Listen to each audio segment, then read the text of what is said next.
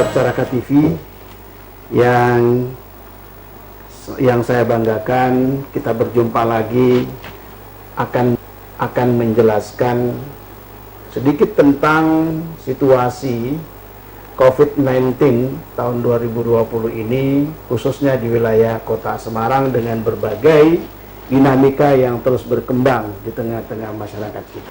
Sebagaimana kita tahu bahwa persoalan wabah virus corona yang kita kenal dengan COVID-19 sampai hari ini masih terus menjadi sorotan utama di belahan negara-negara dunia, termasuk Indonesia, khususnya masyarakat Kota Semarang. Tidak bisa dipungkiri bahwa persoalan ini menjadi persoalan serius.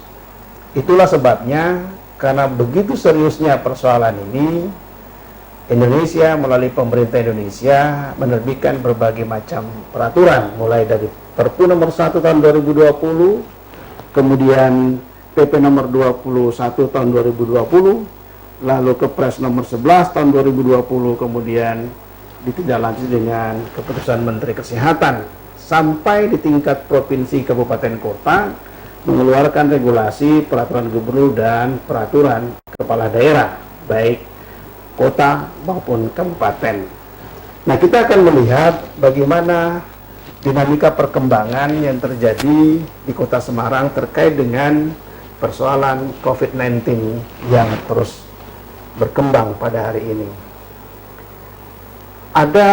Kita lihat bahwa pemerintah Kota Semarang telah mengeluarkan regulasi, yaitu tentang pembatasan kegiatan masyarakat.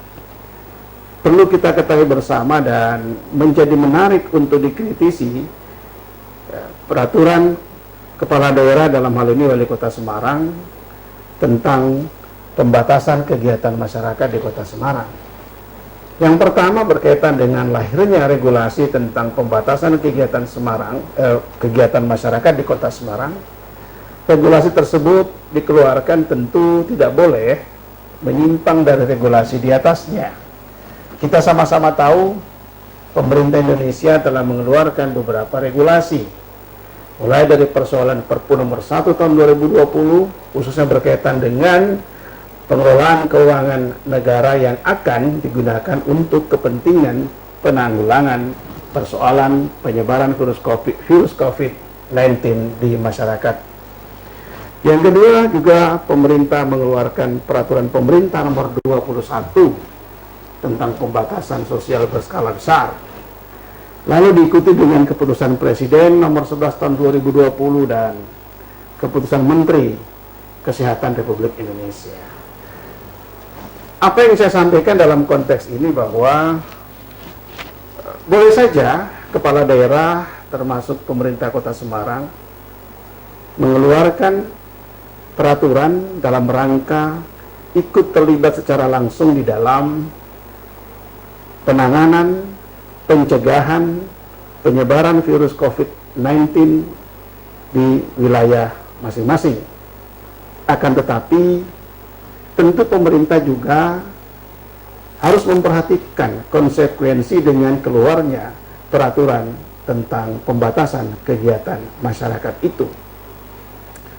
Kita tahu bahwa filosofi dari adanya peraturan pemerintah tentang pembatasan kegiatan masyarakat, tentu pemerintah menghendaki masyarakat tidak lagi terlalu banyak dan terlalu sering melakukan kegiatan-kegiatan di luar rumah secara berkelompok dalam jumlah yang besar, terutama itu. Kenapa? Karena difahami bahwa penyebaran virus COVID-19 itu sangat mudah dan cepat menyebar jika terjadi kerumunan, pertemuan masyarakat yang hampir tidak teratur dan tidak terbatas.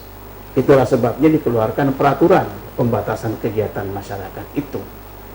Akan tetapi pemerintah tidak bisa juga hanya sekedar mengeluarkan peraturan mengenai pembatasan kegiatan masyarakat yang itu akan berdampak terbatasinya aktivitas masyarakat di luar rumah, khususnya masyarakat yang bekerja mencari nafkah sehari-hari untuk kelangsungan hidup keluarganya. Kita tahu bahwa Akibat sosial dengan adanya peraturan pembatasan kegiatan masyarakat itu akan dialami oleh setiap warga masyarakat terhadap dampak ekonomi rumah tangganya. Artinya karena adanya pembatasan, masyarakat dibatasi beraktivitas di luar rumah, termasuk dalam rangka mencari nafkah, bekerja.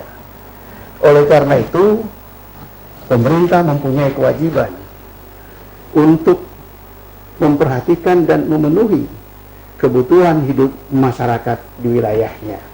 Sebagai konsekuensi adanya peraturan tentang pembatasan kegiatan masyarakat.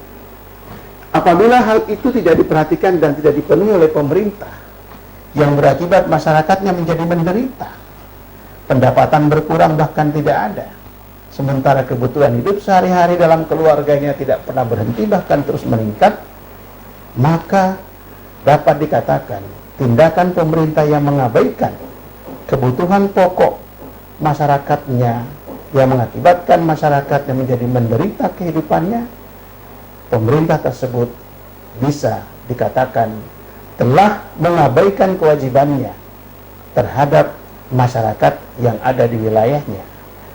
Dalam bahasa agama sering dikenal dengan satu tindakan kezaliman.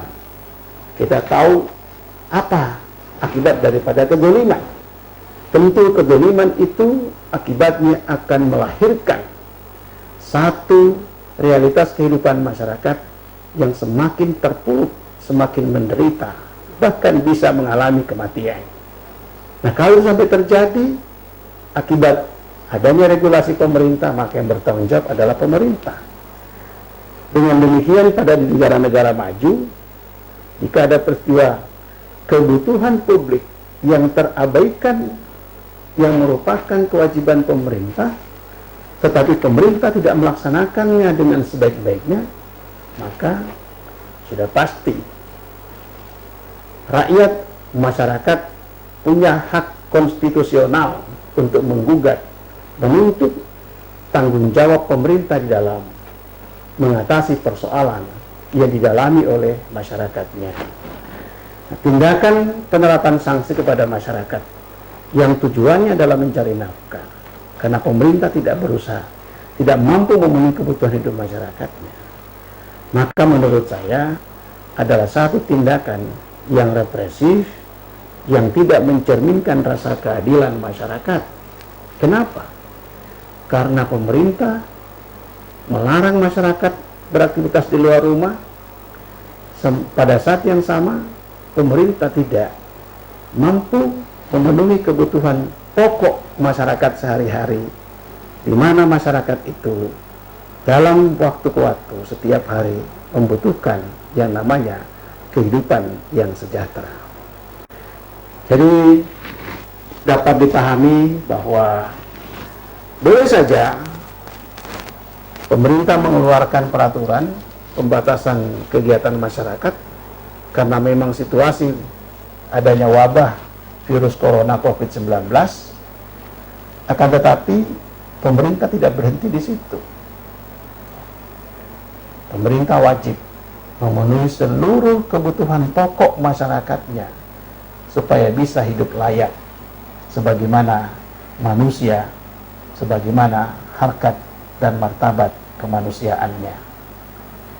Kira-kira itu yang bisa saya sampaikan, pemirsa Caraka yang terhormat. Mudah-mudahan yang saya sampaikan ini memberikan pencerahan kita semua dan bisa menyadarkan kita semua, baik masyarakat termasuk pemerintah satu sama lain, saling bergandengan tangan, saling mendukung untuk mempercepat berakhirnya penyebaran virus corona COVID-19 ini, dan pada akhirnya masyarakat bisa kembali bekerja secara normal seperti biasanya untuk meningkatkan taraf kehidupannya. Demikian pula pemerintah bisa beraktivitas secara normal pula sebagaimana biasanya.